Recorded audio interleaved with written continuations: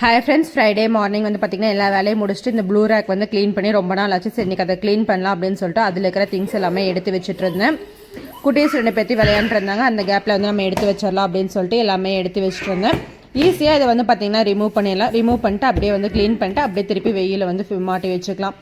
கழட்டுறக்குமே வந்து பார்த்திங்கன்னா ரொம்பவே ஈஸியாக தான் இருக்கும். ஈஸியாக சீக்கிரமாக கழட்டிட்டு அப்படியே வந்து நல்லா க்ளீன் பண்ணிட்டேன்.